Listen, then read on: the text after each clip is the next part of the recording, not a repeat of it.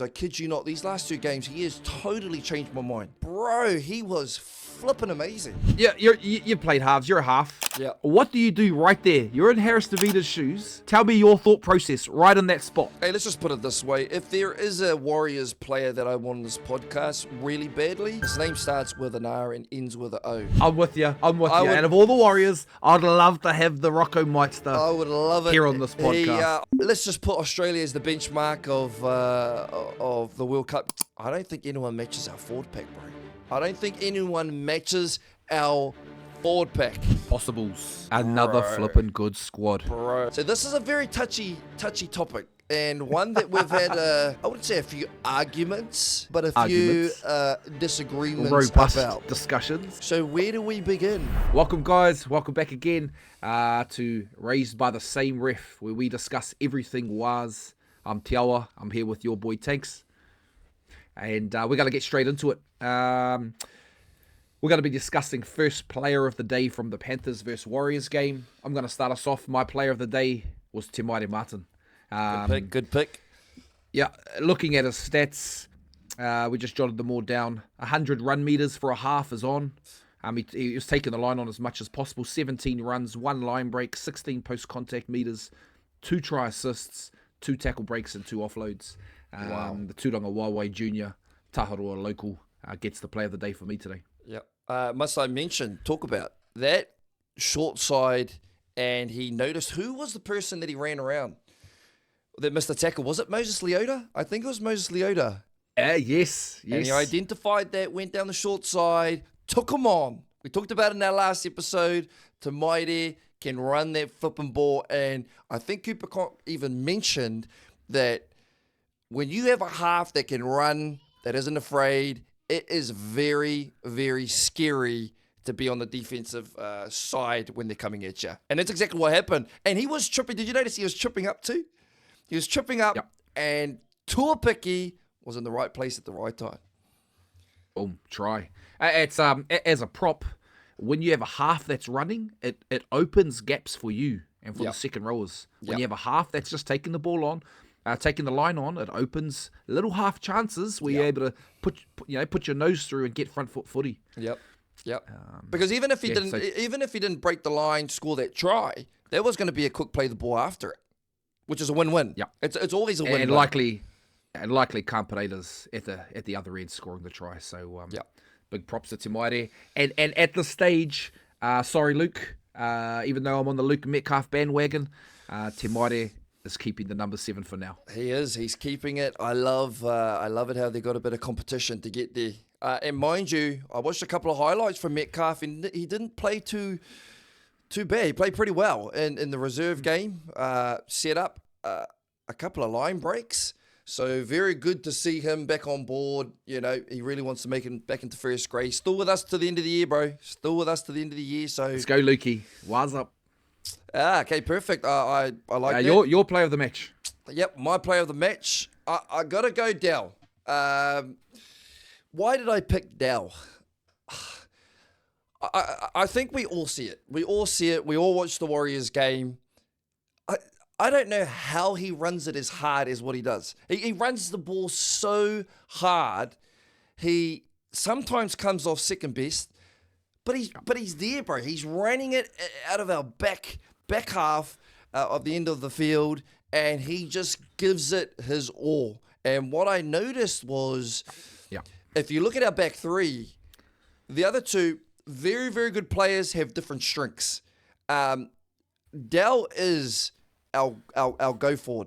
Not only that, he has a very, very good play the ball, always seems to get on his front foot, able to get that fast play the ball for that next run. And so I felt like that whole game he was running it so hard back, and he was getting us getting us moving. He was getting us moving, and he was definitely my player of the day. When you talk about effort, it's DWZ all day. Yeah. And I think diehard Waz fans see that and love that. Yeah. And also coming off his spectacular year, was that 2024? 23. 23 year last year. 24. 23 was his highest try scoring Warrior. Gotcha. year. And then you could probably say Last year, he was maybe a little bit out of form. Man, he has come back firing this year.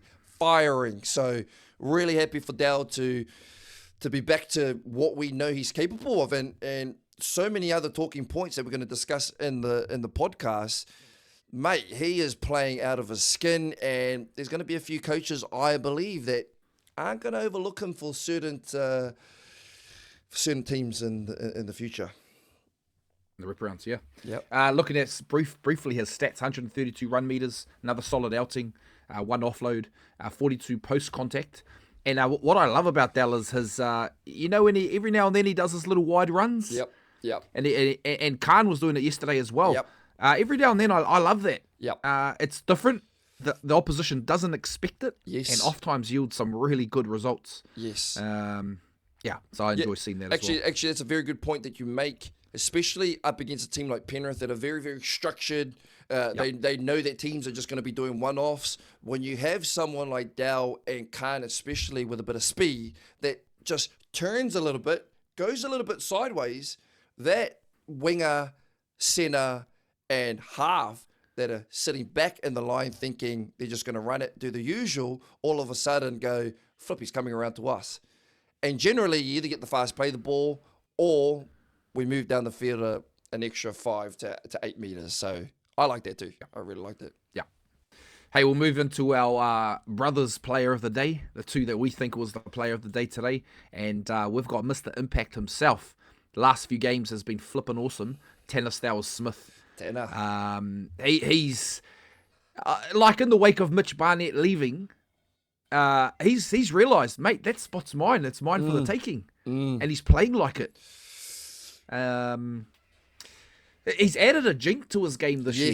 A little jink at the line, which he didn't have previous seasons. Yep. Which is allowing him to make line breaks. Yes. Yeah. Yes, I agree with that.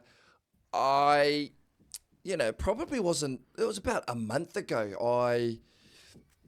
I knew Tanner would just come off the bench, do as usual, and I didn't really expect much from him. He wasn't a standout player like Volmonga or,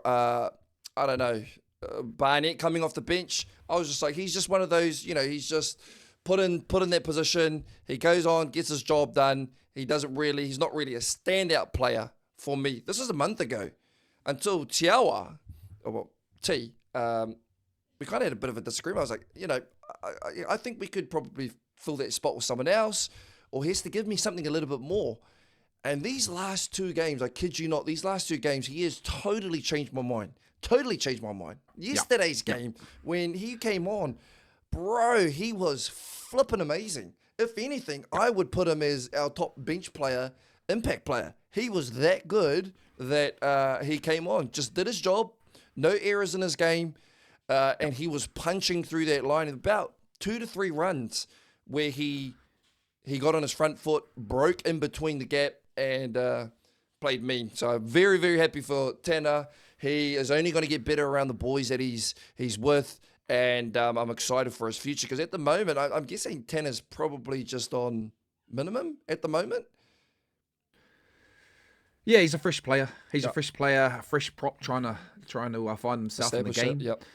Yeah, I've been looking at his some of his stats, and this one's probably the most telling. Was his play the ball speed, 2.95 seconds, which was the fastest in the game. Wow! And for a prop to be hitting that and setting up quick ruck speed for your backs, just flipping awesome. He only had 9 runs, 86 run meters, 47 post contact meters. That's the big one. There it is. That is the big one. So that's more than Dow. So comparing it to our winger, I think that's more than Dow, and his play the ball speed was also faster than Dow. Wow. Comparing it with some of the top guys in the team, post-contact 68, Pompey with his little jink. Okay. 64 post-contact meters for Ford, 65 Aaron Clark, and 55 for James Fisher-Harris. However, Tana Stowers-Smith only played 18 minutes. So there's your 47 post-contact meters and 18 minutes is flipping awesome. I can't wait to see him play a few more minutes. Yep. I agree. Let's go into the recap. The Waz versus Panthers recap. Yeah. What did you enjoy? What did you like? Well, let's just put it this way. Had the family over and had mum, dad, my sister, and a little bit nervous. I got to be honest. I was a little bit nervous. This is the round that I've been waiting for. This is the game where it tests us whether we can be winners this year. It's as simple as that. Penrith is a benchmark. I've said it so many times. Benchmark. They're the pinnacle. They're the pinnacle. We needed to do them. We needed to. If we beat them, that's going to be the talk of everything NRL. So very nervous. Obviously, throughout the game, I just got to put it out there. I was very, very proud of our boys. That's going to be the first thing that I got to say. I was very, very proud of our boys. There were a lot of differences in terms of they didn't have Nathan, they didn't have Yo, Brian To'o, which is obviously changes their team. But they're still Penrith. They still have majority of their players. We also had some players out with Capewell, Barnett, Roger missing, Tanner obviously missing throughout the for the rest of the year. But I was very, very proud of our boys. I really liked that the first half, I thought in terms of possession-wise, in terms of just dominating the game, I thought they had us, which obviously the scoreboard showed that. We were down, was it 16-6, I think? I actually really liked the second half. I thought we actually dominated them second half. And we came back, obviously scored a couple of tries. But overall, gritty win.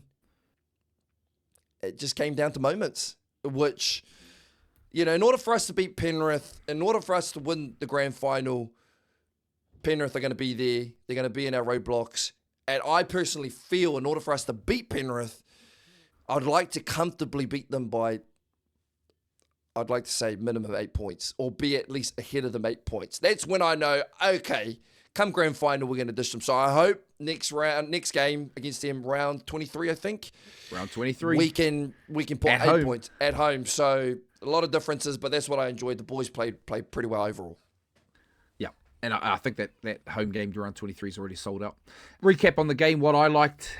What I'm loving at the moment is seeing the second and third year first graders playing consistently. Leka, Dimitrik, Tanner, Laban as well. Yes. Laban's still learning, and he paid the price on a little learning curve at the end of the game there. But seeing them at their second and third years, flipping awesome. I can't wait for another year of growth from them. And how much better they're going to get. Suddenly, the loss of Mitch Barnett doesn't seem that crazy. Yes. With these young bucks coming up. Yeah. What I liked about the game, obviously I spoke earlier about Te Maire. I really wanted to see Te Maire versus Nathan Cleary. We saw Te Maire versus Jack Cogger. Jack Cogger probably sits around Te Maire's realm in terms of levels of number sevens. And I think although we lost, Te Maire played better than Cogger. Yes. And in my opinion, beat him out. Does that mean that he's going to beat Cleary when Cleary comes back? I don't think he's there yet. But give Te Maire another 6 or 7 games under this forward pack. He's only 2 or 3 games back from major injury. And he's playing this well. In 6 or 7 games, I think he can take Cleary on. So that's probably my takeaway or recap from the game, what I loved for those points. Okay, so we're talking about disallowed tries. 3 key ones. There was 1 in the Panthers, but 3 key ones for us. We're going to start with Ali's try. Oh, man, honestly. Ali. You got 1 job, my brother. He played awesome, though, but he got 1 job. Stay behind the kicker. What a beautiful almost try. Once again, the effort by Dell, you mentioned that. That's not shown in the stats, that almost try. That almost try assist. That almost offload. I know. Taken away by 1 foot. And that's the funny thing, AT, is it's moments like that, you know, he only kicked it about, 10 metres from where he was in front. So he could have been 5 metres behind Te Maire and would have made it to the exact same position. And so moments like that can either make or break. But again, focusing on how Dell got up there, falling to his hands and knees, then flicks it out the back to Ali. Just instinct, eh? that's the combinations that you build with your centers and as a winger is boom, you just know he's there, flicks it at the back. And I thought, even the commentators, they're all saying, flipping days, that would have been a dang heck good of a try. But it is what it is. But that's I know that come round 23, you're telling me that Webby ain't going to work on these small little things. You're telling me, Ali already knows. Yeah. I mean, Yeah. Ali's been Ali playing knows. league. He knows. We all know that that's a simple thing for him to go, okay, one little step back, and we're all good with that try. So I'm not disappointed. And you can see straight after, he's kicking himself, He's kicking himself. One step back. If that back foot had been down and the other one up, he was onside. In my opinion, the bunker can't rule on forward passes, but can rule there. That's an interesting one. He's absolutely certain he's in front. Yeah, Yet they're not allowed to rule on forward passes. Anyway, another talking point there. That's actually a very good point. Is this angle? I mean, I think he is a little bit in front, but I can't say it's a definite. But purely on the angle. If we had a better angle where it was side on and you could legitimately draw a line, then it's a little bit different. But yeah, I don't know. It's a tricky one. Even the bunker says, with all the available angles, he's in front. I'm saying if you can't rule on a forward pass, how can you rule on that? My opinion. Let's move straight into the next disallowed try. Harris-Tavita. This was a. I remember I was sitting on the couch. I was sitting on the couch, bro, and I was like, oh, it's just one of those moments. We know Harris-Tavita. Let's just put it this way. He's been on song. He's been in form, bro. If there's anyone that I will give the okay pass to, give him some leeway, bro, it's him. It's definitely him. He obviously swung around. As you can see, Jack Cogger, the number 7 right there, is obviously offbeat. You have, is it Tago that kind of has to commit to Harris-Tavita, and then you have Pompey hitting through that gap. Alamuti has no clue who he's going to go to, and Harris-Tavita goes through, passes the ball forward to Pompey, and it was a definite forward, but he had 2 options to either go short ball to... Either option was going to work for him. Yeah, you played halves. You're a half. Yeah. What do you do right there? You're in Harris-Tavita's shoes. Tell me your thought process right in that spot. In Harris-Tavita's shoes... I guess it just depends on what do you do? What are you thinking? What would I do? What would I naturally do if I look back on all the games that I've played, reserves, prems, the type of half that I am? I'm not so much of a running half as it is. I would have given it to Pompey. I don't have a long ball pass in me to give it out to who's a winger? Khan Pereira. I don't have that type of pass, but I know I would have drawn past Tago knowing that he was going to commit to me. I would have given it to Pompey. So whether Alamuti... Yes? Yeah. So at the point of that screenshot that you're taking there, you're passing it there. I'm passing it to Pompey. 100%. Yeah. Committing Tago first.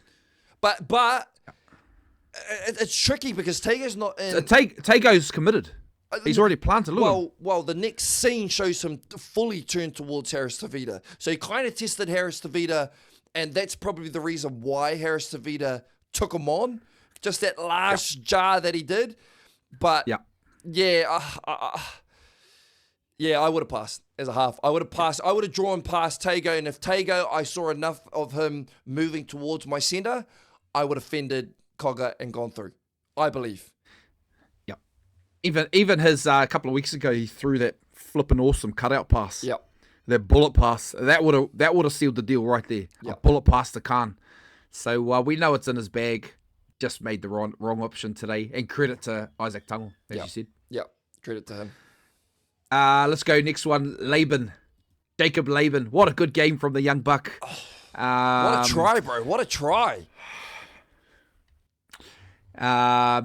Let's talk about first Dylan Edwards' effort. Yeah.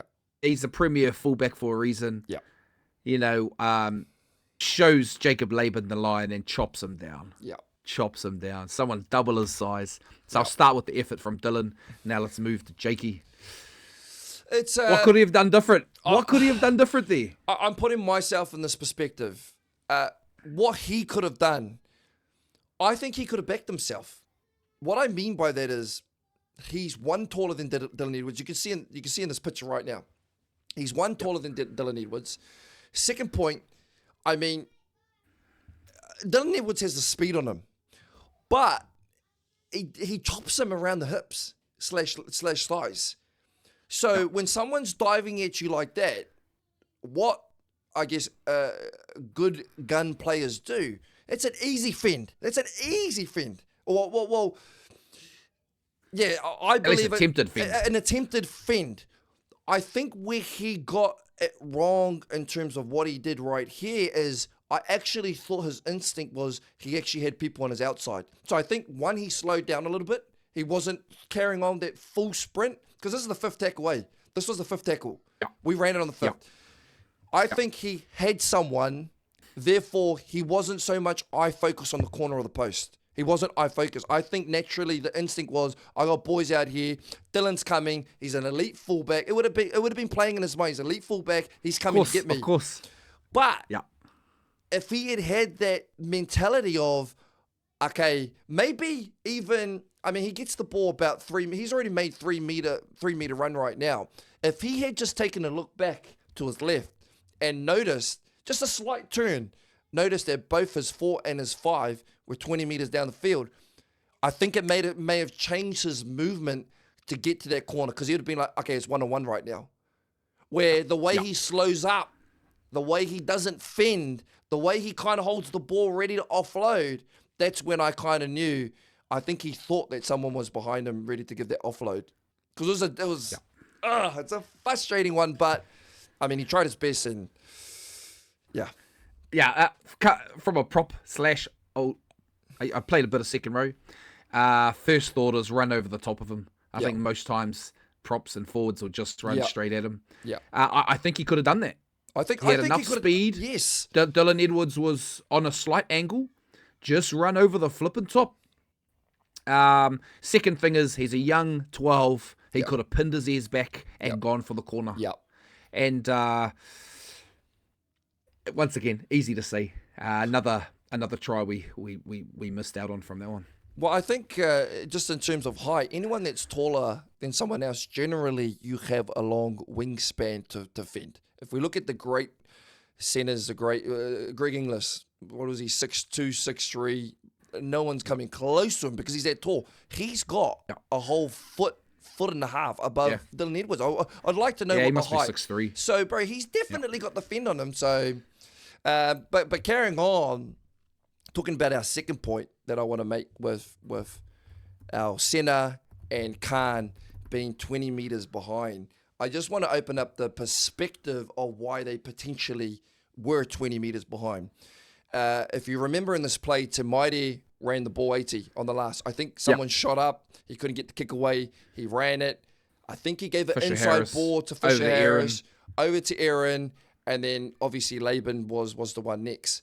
And I think as an I guess just as a centre wing on the other side of the field, naturally your thinking is, well, they're not going to come this way. They've gone down the other side. They're not going to come this way. And so, therefore, we can just take our time, walk. Bro, next minute, it's coming down that way. And they're 20 metres behind the ball with an open arm. Dylan hit him around the hips, right? He had it open. Bro, it was literally sitting there with no one in front. Even if you look at their number 4, who was that? Who's the number 4 next to our 4? Pompey. Yep, but who's therefore? He came on. He came on. Ghana, yes. Is it Ghana? Bro, he was nowhere. And we've got the fastest player potentially in NRL that it was just potentially handed on the platter to him. So that was that was a tough one. And that's effort areas. Yeah. Webby, back on video, when they go look at the video, they're kicking themselves over this. Yep. The importance of what happened here, and they'll be better for it. They'll Pompey and Khan will remember this. Yep. We could have won the game if we had have been where we should have been. Yep.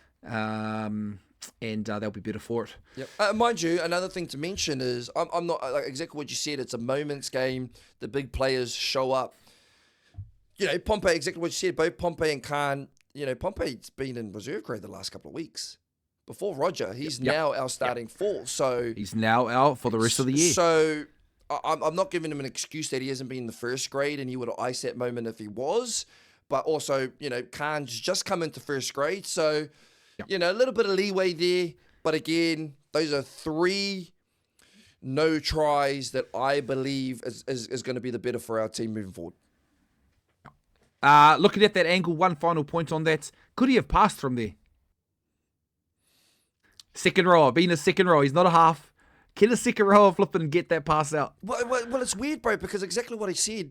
He got it's only 10 metres. Well, he got given the ball, and I don't think he looked once to who was on the outside. He didn't. I don't think he did. Until it was the hip tackle and he was ready to offload, he was there. Yeah. That's why, that's another small thing. It's small as, but when you get given the ball and you got one person in front of you, just a slight, it takes you a quarter of a second, just a little glance, just to see, bro. And the fastest player on the planet is not far away from you. Yeah. Yeah. Big learnings there. Big learnings. One other thing I'll mention before we move on to our next point. Yep. Good to see Rocco Berry back, New South Wales Cup. Yes. We're Rocco fans. Yep. And really good to see him, and I hope he stays injury free and can show us the potential we know that he has if he can stay on the field. Hey, let's just put it this way. If there is a Warriors player that I want on this podcast really badly, his name starts with an R and ends with an O. Rocco.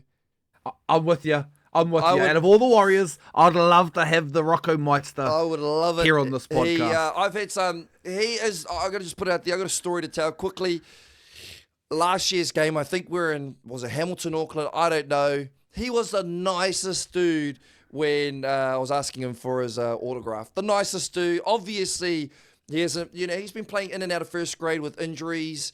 But he was just so nice, bro. Like he was just a player that was just down to earth. And again, like if we could get Rocco on there, bro, I'd be over the moon.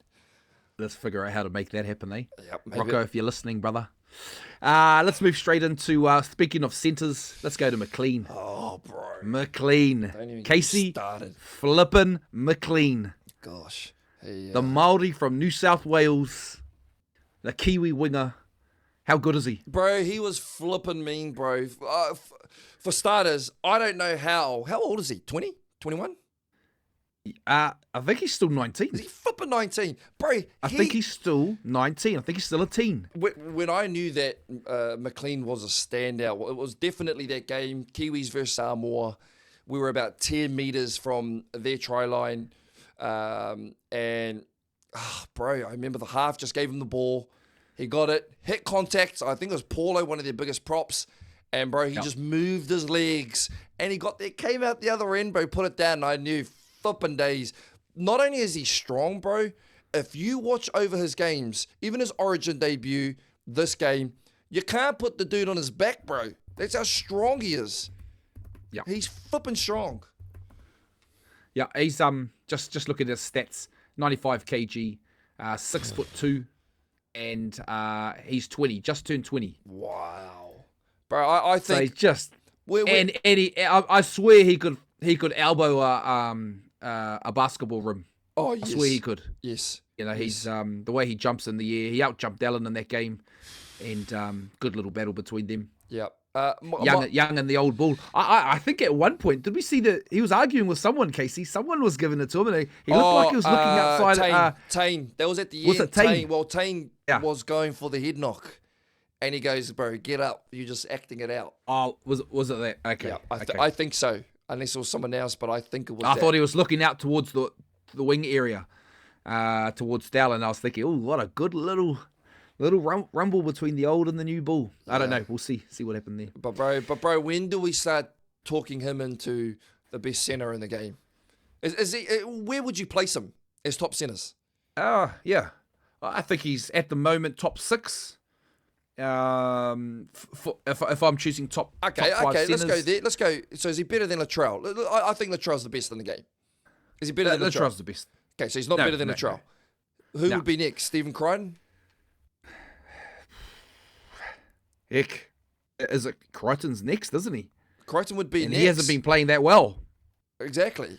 And then you're then going down to Staggs, Robert Toya. Staggs. I don't think top 6, bro. I think he's in top 3. Is he top 3? I think he's top 3, bro.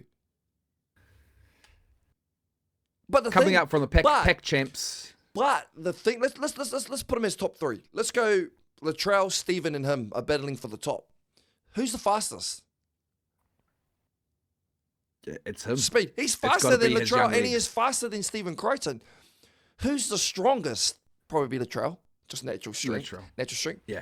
Ball playing. I really haven't seen so much ball playing from him. In the air, him. Well, if we go those 3, right? If we go those 3, Latrell, his strength is attack. Yep. If we go Crichton, his strength is defense. Yep. And if we go Mclean, his is both. Yes. He's good at both. And the air. Yes.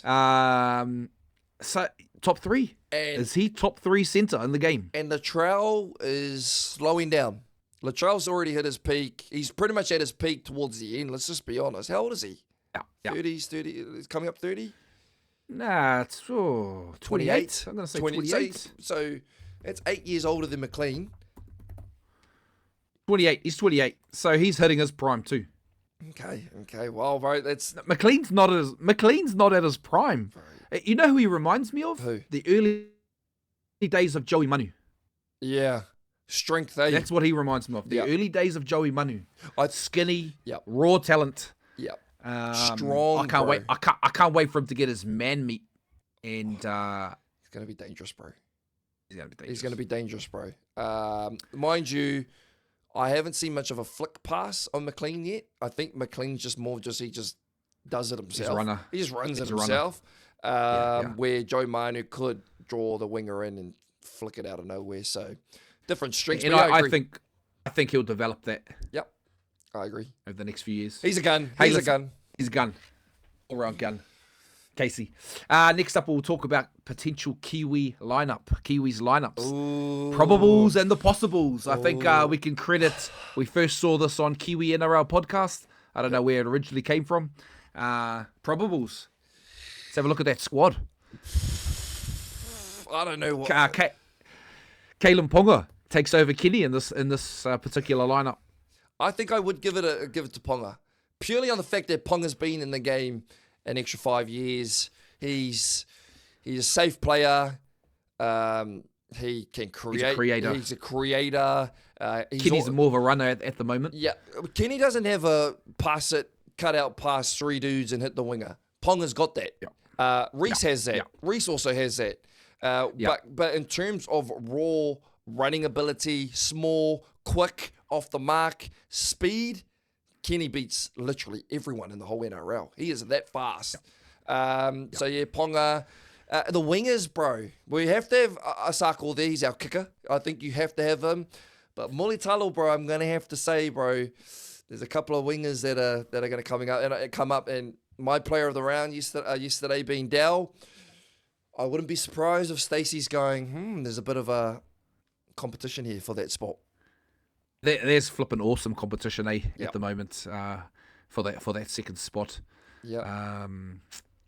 Dell, we don't know what Dell's up to for representative rounds. Yeah. We always would love to see him in black.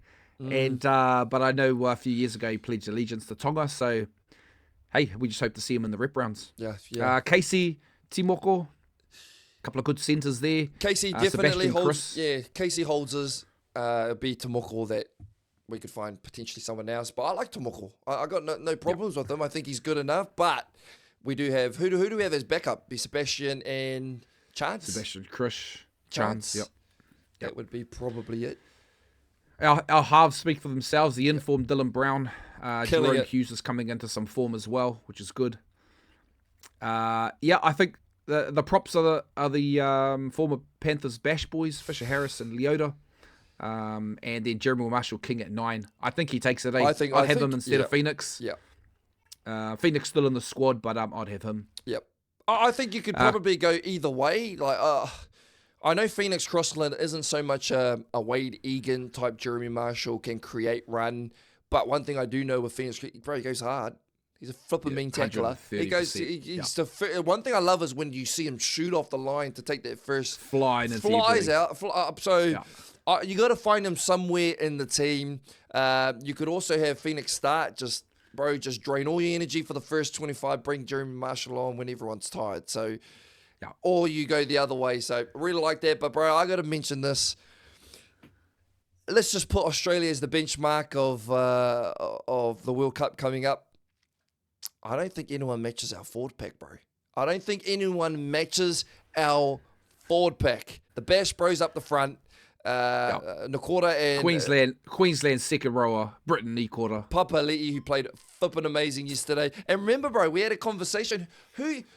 Aaron Clark's our 13. And we're like, who is our 13? And I remember both of us going, bro, it's Joe Tarpany, bro. You just can't. You know you got a good squad when you can't get Aaron Clark and Nafahu White in the starting side. Exactly, bro. Exactly. Are you flipping kidding me? It's crazy. So we've got Aaron to the bench. Xavier Willison, who right now is holding the Broncos together. He is killing it. Yeah. And then, bro, as our 17, we've got Nafahu White. Are you kidding me? Like, when have, the leader of the Roosters pack. Bro, you've been around watching Kiwis for a very, very long time. When have you ever seen a forward pack that looks as good as this? Or have you? Nah, this is the best. It's the best. It's the best we've seen. There's been some very good packs. 2005 year was a very good pack. Yeah, was that Ruben Wiki and all of them? Ruben was there. Very, very good pack, 2005. But for all-round talent, X factor, playing at the top of their game, each of these players are playing the best they've played. We're picking no one out of form. If this is the squad selected, there's no need to. We have that much depth. Right, it's funny. It's funny, bro. It's funny because the commentators I feel like people aren't talking about international footy at the moment, especially that we know majority of the commentators in NRL or Aussies.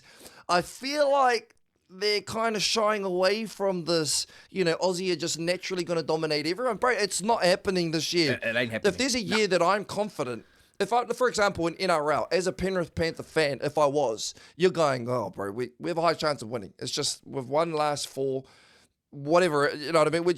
The Penrith will just, bro, this is probably the first time in my life where I've gone for a team and I'm going, I'm like 99.9% chance we have a high chance of winning the World Cup.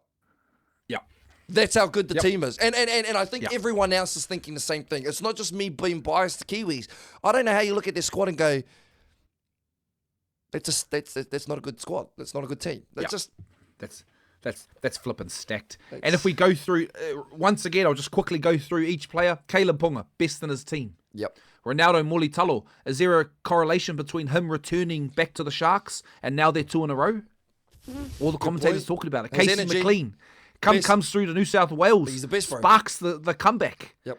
Timoko, he's just come back into first grade. He'll find his feet again. Yep. Isako, highest point scorer in the comp at the moment. He's playing well. Dylan Brown just behind Kalyn Ponga as the best player in their team. Bro, whoa. Dylan Brown is the best number 6 right now. I mean, he just happens to be in the same team as Ponga, who's playing a flipping crazy year. But Dylan Brown, tell me one other 6 that is better than Dylan Brown.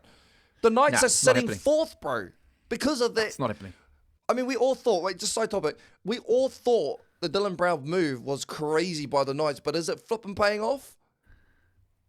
Bro, it's paying off. Carry on. It's paying off. I just want to mention there. I don't know if you remember. Give me some credit here. I was one of the ones that You're for it. Yeah, I wasn't. And I could see the change that he could have. All Kalyn Ponga needed was another Bash brother with him. Yep. Someone who could run the same as him. Yep. Instinctively read what he's doing. Yep. And that's exactly what's happening. And another funny point. Bro, another funny point with the Knights. Besides Dylan Brown, is their team pretty much the same? It is. It pretty much is the same.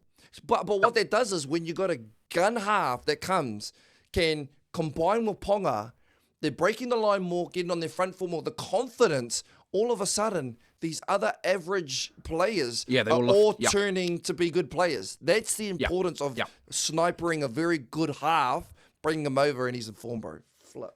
It lifts everyone. And then really quickly, Fisher Harris, top of his game at the moment. Jeremy Marshall-King, one of the top 5 hookers. Yep. Moses Leiataua, the leader of the winning pack. Yep. You know, the top team. Yep. Britain Nikorda, Queensland International. Isaiah Papali'i. Played mean yesterday. You know, best second row in his club. Tapine, the leader of the Canberra pack. Crossland starting 9 for Newcastle's top 4. Yep. Clark, the best player in the Wars at the moment. Yes. Xavier Willison, as you mentioned, the best player in the Broncos at the moment. Yep. And Fahu White, by far the best player for the Roosters. Right. We've just got a team stacked with the best players in their club. Bro, does that just make you happy? Be honest. I smile. I'm smiling. I have good sleeps that night. So you had another list up there. Were you bringing another one up? So we've got the probables. So this is a high chance it's going to be looking like our squad for the World Cup. Now, this is the B grade, bro. So we mentioned Kinney's not in there. So we've made a list of just B graders that are either waited for a spot or fighting to get into the top grade. Check this out. Possibles. Another flipping good squad. Bro. And once again, DWZ's not there. Obviously, allegiance to Tonga. Otherwise, he'd be either in this one or the previous. Kinney, Warbrick, Nickel Closter. Jay Howarth is a Kiwi. Is he a Kiwi? What's K Weeks?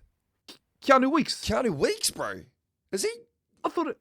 Is he a Kiwi? I think he's a Kiwi. I've heard that he's a Kiwi. Looks like a Maori. Is he a Maori?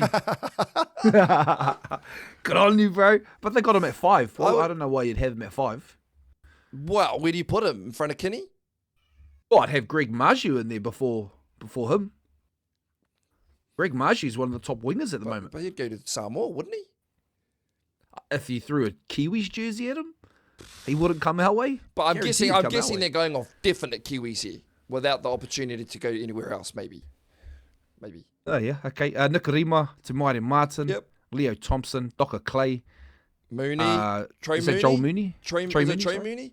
That's the number 10 for Knights. He's playing good. He's flipping good. He's good. Laban, Ricky, Neem, Tuopiki, oh, bro, Stowers-Smith, Clark, and Aramaho. Flip, I like Aramaho. Bro, I forgot about Tuopiki. So we've got Ponga, Kinney, add in Kaio Weeks, and Tuopiki as all of our fullbacks, bro. Potential fullbacks. Is that stacked or what? So, bro, if Ponga got taken out for whatever reason, injury, would you be upset that Kinney slots in? No, Kinney goes straight in, man. So he's in the back of a Kiwis pack. He's the best player in the world. Kinney then gets injured for whatever reason. Kaio Weeks slides in. Are you upset? Is that a bit of a doubt? I'm just as confident. If Kyle Weeks has declared allegiance to the Kiwis, he's third string, bro. And then if he gets injured, I'm just as happy if Tuopiki's there because of how well he's playing. Bro, that's a gun. Bro, I'm so happy. Bring back the Māoris to the World Cups. Yes. That's probably what we need. You probably don't remember that. I don't remember that. The Māoris have So for about 3 World Cups, the Māoris had a team in the World Cup. No way. Playing against Australia, playing against all the teams at World Cups. Bring that back. Interesting. So Aboriginals would have had a team too? No, they never did. They never did. Interesting. Yeah, but we did. Tawara Nico, the new head of Maori Rugby League, he spearheaded that. He chose not to play for the Kiwis for a few years and took a good team to the World Cup with the Māoris. I didn't know Captained that. them. Bro, but what a gun team, back bro. in my younger years. Bro, that's also a mean team sitting right there. Yeah, good team. We're looking good. We're looking good. Future's bright. We're moving on to our next topic, and that's why I wore this shirt today. Up the freaking Blues. Okay. New South Wales, 25 years. So a little background to this fam is Tiao's a New South Wales supporter, obviously. My dad is a Queenslander, and I don't know, as the youngest, I don't know why I didn't follow my older brother. I went and followed my dad, and I'm a hearty Queenslander. So this is a very touchy topic. and one that we've had, I wouldn't say a few arguments, but a few disagreements robust about. discussions. So where do we begin? Come from a neutral perspective, your boy Tanks, and was it the right call? All the Queensland supporters have been putting Ashley Klein in a blue shirt for the last week. Kind of getting sick of that.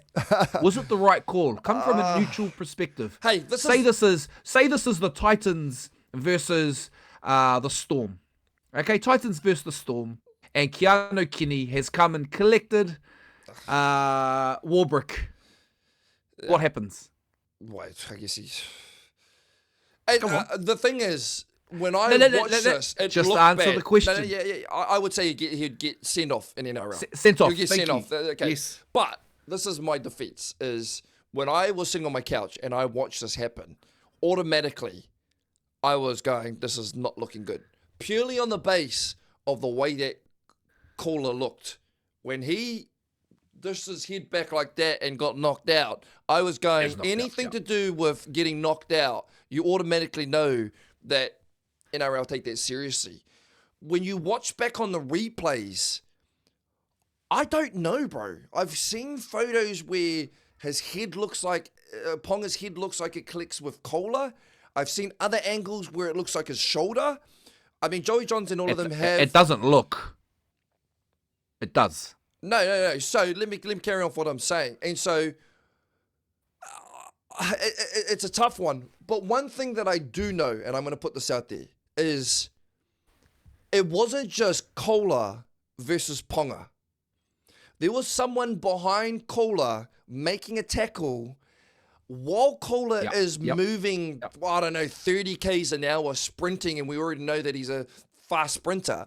You've also got Sam Walker trailing behind him, tackles him from behind, and that movement tackling behind, you see Kohler jolt forward within that split second. And then you have Ponga, who Andrew Johnson and all of them said that his tackle technique is pretty poor, comes in, embraces, but I personally think that Sam Walker coming from behind jolted him that, I don't know, that little push forward to then make it more dramatic than what it was. Overall, my last thing that I'm going to say is I don't believe in sin bins. A lot of New South Whalers are talking about how this is the same. This is the same. Here we go. This is the same as Suoli'i versus Suoli'i and Reese collision. When you can't even compare the two. You can't compare the two. Why? Because Suoli'i he nearly decapitated Reese's head, bro. How can you compare the two? Where Ponga, I felt embrace. It looked dramatic. It became dramatic, and the components around. Was it a sin bin? I don't believe. I think you go for 10 in the bin. It ruined the game. And one thing that does my flipping head in is when I see my brother on the other side with his stink-coloured blue top, and he goes, well, that was a great game. We won that fair and square. Are you kidding me? Are you kidding me? And all of them are doing it. All of them, besides Andrew Johns, who's actually getting quite a bit of heat from all the New South Whalers, which is weird because he's your go-to man. But Aaron Woods telling me, this.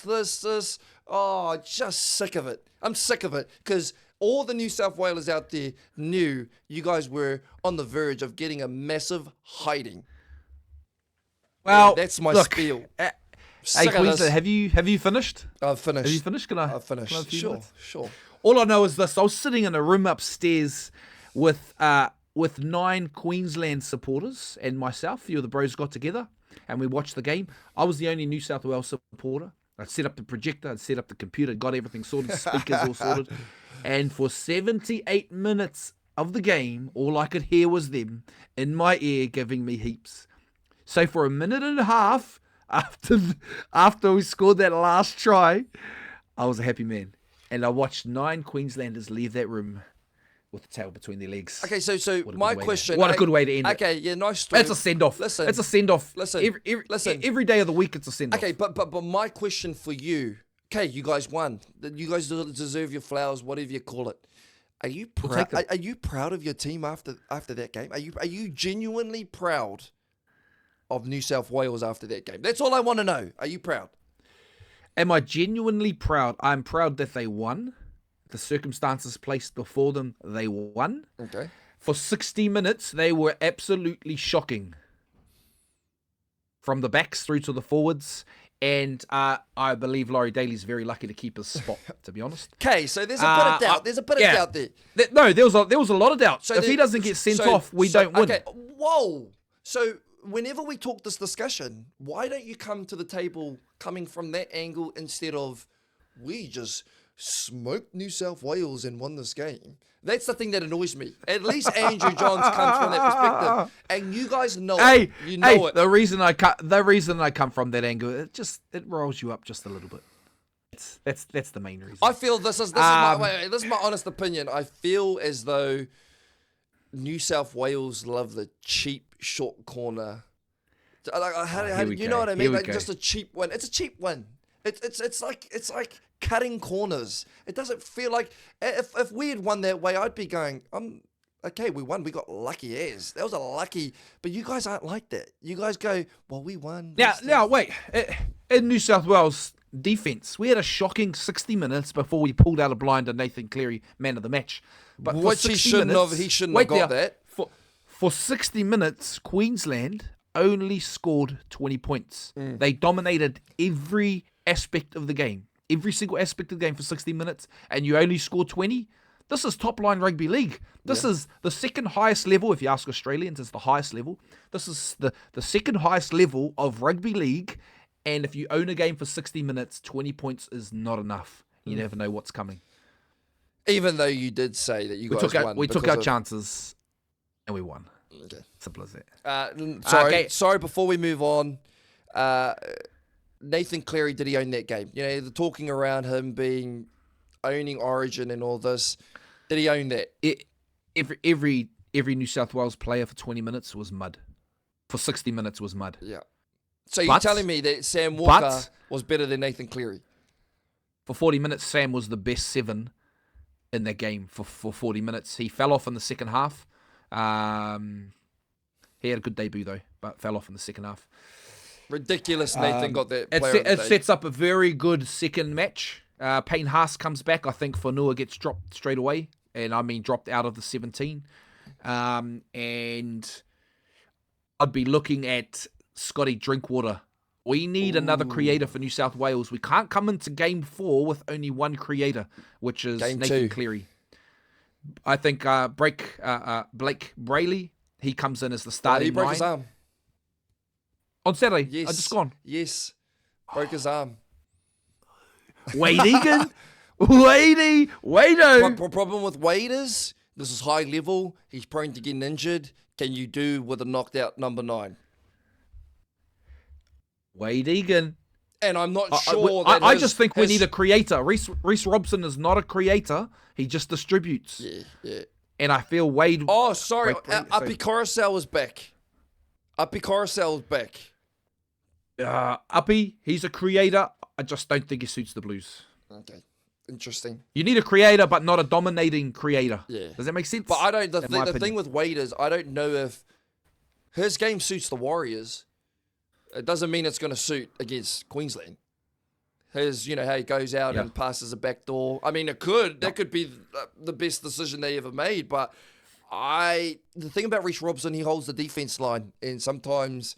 But you guys do need a creator. It was shocking. You guys were shocking, absolutely shocking. You got 3 creators in your team: Harry Grant, Kalyn Ponga, and Sam Walker. We didn't have that. I'd love this. Come on, Scotty Drinkwater, give him the 1. Tedesco saved himself by getting that match-winning try, but I would have Drinkwater there. Any final words from Queensland supporter? No. So for the next 2.5 weeks, I'll be sleeping comfortably. We'll see you guys. We'll see you guys at Game 2. That's all I have to say. Game 2 in Melbourne. Game 2 is on. Okay, hey, we there was being King's birthday weekend. There were no rugby league games at all. So we've chosen a couple of topics to talk about today. We're going to talk about Waikato Rugby League, little incident there, and then we're going to move into something a bit more positive, which was the Maori's Rugby League tournament, under 15s, 16s, and 17s in Rotorua. So let's go straight into the Waikato scene. Yeah, so I'm currently a coach for College Old Boys. Is it Yellow team? My son plays in that team, and so been really enjoying it. Started last year, age of 4. He's been doing pretty well, and all my young kids really enjoy watching them. So apparently there's been some news circulating that there's been a lot of, a bit of trouble in the car parks, trouble with parents getting a bit, I guess, heated in games. And as far as I'm aware, there'll be no games resuming anytime soon until there's measures in place to stop that from happening. So very sad news at the moment, but news that I think we should cover because things like this happen. I mean, we're playing in a very physical sport. We as league fans are very competitive. But when we're talking about, I guess, the under 5s and under 6s and under 7s, you get a bit sad to know that things like this are happening in our game. Because at the end of the day, as a league fan, what are we wanting? We just want growth and league to prosper. Yeah, I'm with you. In the under 5, 6s and 7s defense, I think this particular sideline violence occurred on Sunday games. Gotcha. Which suggests it was 15s, 17s grade or 18s grade. Gotcha. Yeah, I guess I don't want to dwell too much on the negatives of that. For 99.9% of players, spectators at the Waikato Rugby League, the organisers, they run a very good ship. Yep. And for years we haven't had incidences like this. But I want to come from a slightly different angle. Yep. And earlier we were talking about the amount of people that are coming to watch. Yeah. Just if anyone's been to Hopopu grounds, tell us how far the cars are stacked up parking and then walking to the fields. Yeah, so I played Hopopu from the age of 4 to, 17. And you're lucky to get half of that car park full on a Saturday, coming and going, obviously. I'm not kidding you. There's cars all the way back to the entrance. If you know Hopopu, you've got that, 300-metre driveway from the entrance. I'm not kidding you. There are cars all the way back there. They've been averaging 5,000 to 7,000 people showing up in the whole day on Saturday, which is obviously due to a lot of things. Parents want their kids playing league. The Warriors are doing well. And, I mean, the Waikato, obviously, Hopopu is the place to take your kids. So, massive positive news for rugby league. So, crazy. Yeah, massive explosion in numbers. We're seeing that all around. We're seeing that at Bay of Plenty Rugby League as well. So the solution, obviously, it appears that there's too many people there. Yeah, there's too many people at Hopopu. 5,000 to 7,000, if that's even a rough, accurate figure. That's a flipping a lot of people. I'm telling there. you, when I'm there, it is packed. Guarantee you there ain't enough toilets for that. Jingos. I've spoken to you about this many a times. The options for Waikato Rugby League haven't grown up there, but with that many people, you need to split it up. Yeah. And in my opinion, creating the HRL, Hamilton Rugby League, is the way to go. Not a bad idea. It'll half that crowd by 3,000 each side, and allows the Hamilton clubs, which there are a few, to play locally. Yeah. Not have to drive the sometimes 20-40 minutes out there. Yeah. And numbers wise, Hamilton's where the numbers are at. Yeah. There's 250,000 people in Hamilton. Yeah. Whereas in Ngāruawa here in Huntly, there's 16,000 people. Yeah. Yeah. Which is the percentage of league. Yeah, the percentage of league players in those two towns is obviously high, and that's why the centre and the focus is out there. Yeah. But in my opinion, if you really want to grow the game in the Waikato, Hamilton or the formation of a new entity, the HRL, to come under the Waikato Rugby League, is what I feel should happen. 100% agree. Exactly what you said, the figures. Even though we both know, I mean, just in Ngāruawa we have two massive league clubs. Ngāruawa Panthers and Tūringa Waiwai. Huntly, ruled by Tony Whadau, but obviously you have Huntly South, Rangatahi Eels, or Storm, Rangatahi Storm. Yep. So, big influence in league. Two massive league towns. Exactly what you said. If you want the game to grow, the projection has to be into Hamilton. Hamilton needs to be the place. You know, big clubs in the NRL. You're not going to put the Warriors, I don't know, in Tukuroa. In Huntly. You're not going to do that. It's just, you're going to put in Auckland. There's 1 million people in Auckland. That's just a natural business. If you want to grow the game, that's just where it has to go. Has to. Not where we should. It has to go there if you want the numbers to keep growing. So, I mean, your idea, bro, splitting in half will cater for not only, being able to manage numbers, but the growth of the game is good, would be good. So, good point. Hey, do you see, I wonder if the Matamata Raiders have got any junior teams. Do you see them at Hopopu? Have you seen them there? No. So they must just have a reserves at the moment. The teams that aren't obviously just the normal big teams, you have Whatawhata Wolves, a couple of, they wear the blue kit. Actually, why don't we go over? Who's all the Hamilton clubs? Hamilton clubs, starting with College Old Boys. We'll include anything north of Whatawhata. Yeah, so we'll go... South of Whatawhata. Yeah, so we go Whatawhata, College Old Boys, Hamilton City Tigers. Hamilton Hornets. Does Te Piringa have any juniors? Not yet. They have a girls woman team, but under 15s, 17s. But yet to put I know they have plans to put a juniors in, which would be awesome. Yes. But those are the four. I think there's a couple that are we missing one? Is Te Amotu Firehawks still going, juniors? I don't think so. I haven't seen them. Okay. So you got those. Taharoa, you got the Whai. Taharoa, yep. Raglan Whai. Yep, yes, both of those are in there. And they've got juniors? numbers throughout. Yep, they got numbers throughout. Oh. So they're pretty stacked. So there's 6 there. Yeah, so I think Hamilton, you got 6 if we include those two. And then you got obviously all the other ones. Yeah. Hey, let's move straight into the Maori Rugby League tournament. And I had the privilege of being able to go watch a few of the games and ref a couple of games there with my 2 daughters. Nice. I told them both, you're coming with me to touch judge my games that I ref at the tournament. So you're telling me this was their first time picking up a flag? Well, they watch league. They watch league with Dad. They love New South Wales. They love the Wars. They love the Kiwis. They watch all the games. But on Friday evening at about 6 o'clock, 5 o'clock, I took them down to the local league grounds and I showed them how to touch judge. Nice. I love it. So we had a 1 hour training session, and then and the next day they touch judged 4 games. They did flipping awesome with their dad.